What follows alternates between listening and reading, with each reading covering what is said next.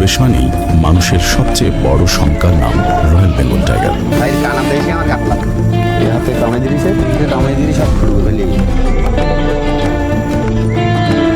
এছাড়া আছে কুমির, সাপ ও বিষাক্ত পোকামাকড়।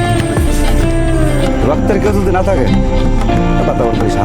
মৌয়াল যারা মধু সংগ্রহ করেন। এটি পৃথিবীর অন্যতম ঝুঁকিপূর্ণ পেশা। বৃহত্তম এই ম্যানগ্রোভ বনে শত শত বছর ধরে জীবিকা নির্বাহ করে আসছেন মৌয়ালরা। টাকা নিয়েছি 1 লাখ, 5,000 টাকা আমরা একটা পাস করি, 14 দিন পারে। সুন্দরবনে মধু সংগ্রহের অনুমতি মেলে শুধু এপ্রিল আর মে মাসে। প্রতি ট্রিপের মেয়াদ সর্বোচ্চ 14 দিন।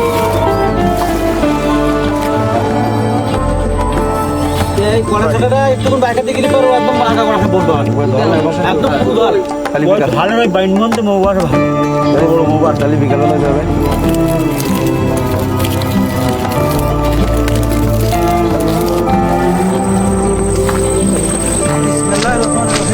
এ বনে একটু বেখেয়াল হলেই হারিয়ে যাওয়া মুহূর্তের ব্যাপার। তাই চাকের খোঁজে যখন তারা চারপাশে ছড়িয়ে পড়ে, একে বলে ছাটা দেয়া। তখন একে অন্যের সাথে মুখে মুখে বিচিত্র সব শব্দ করে যোগাযোগ রাখে।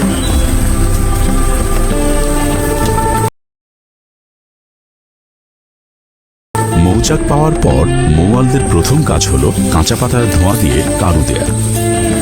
আর ধোঁয়া বাড়তে থাকলে মৌমাছিরা ভাবে চাকে আগুন লেগেছে, তাই নতুন আশ্রয় খোঁজায় ব্যস্ত হয়ে পড়ে তারা। আর ঠিক তখনই সুযোগ পায় মৌয়ালরা।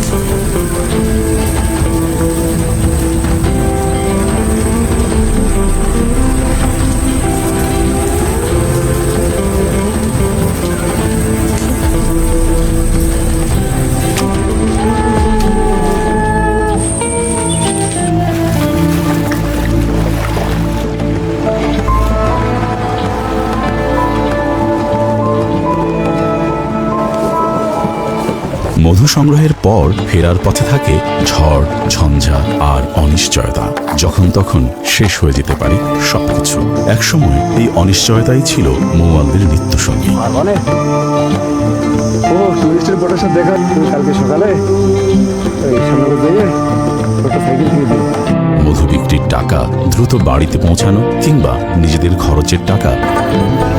বেশ কিছুদিনের জন্য বনের মাঝে নৌকাই মৌয়ালদের ঘর বাড়ি। নাওয়া খাওয়াও সব একসাথে।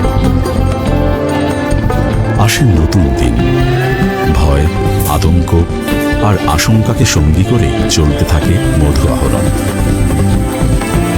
নিরাপদ আর নির্ভরযোগ্য লেনদেন গতি আনে তাদের অনিশ্চয়তার জীবনে। মধু নিয়ে ঘরে ফিরলেও থামে না জীবন।